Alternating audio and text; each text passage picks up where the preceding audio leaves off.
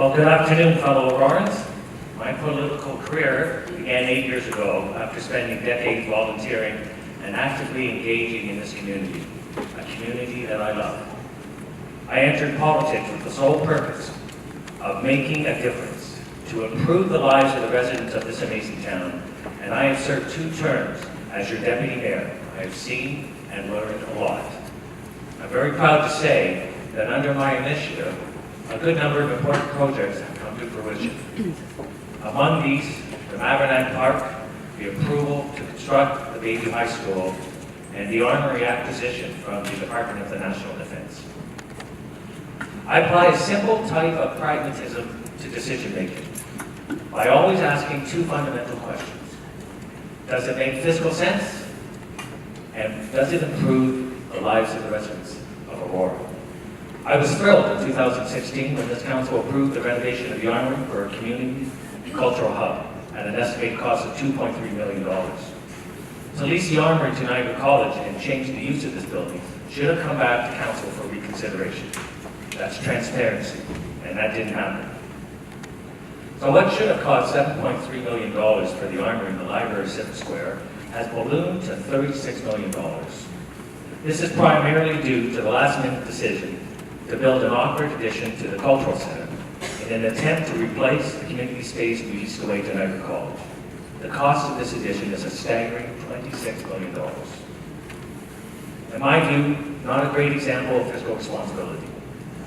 The hasty decision to repurpose and forfeit the valuable Hallmark employment lands with 2 ball diamonds is another example of poor decision making. Not in the best interest of our residents. That's costing taxpayers an additional $14 million. So this has created a $50 million debacle. What I am proposing is that we renovate the armory for a much-needed community space. We construct a new library Civic Square on the site of the demolished buildings with double the parking capacity and bring people back to our downtown core.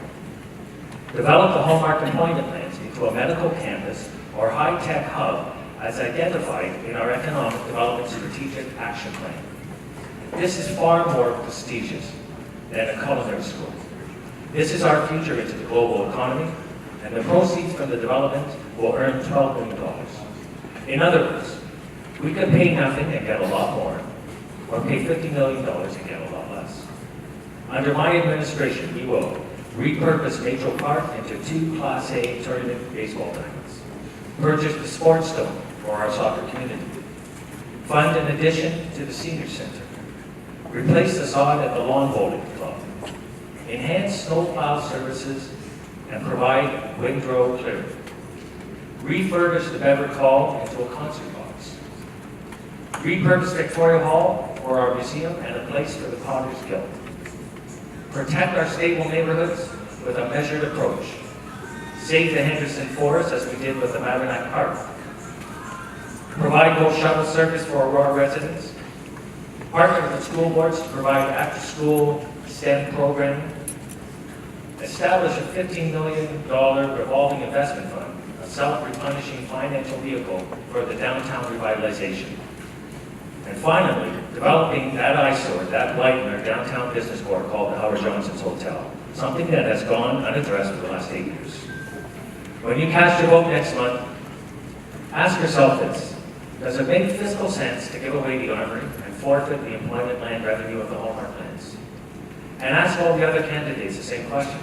Do you support these suggestions? Bring back fiscal responsibility and trust to our town council. Politics should be about improving people's lives, and that's what I plan to do if elected mayor. Thank you very much.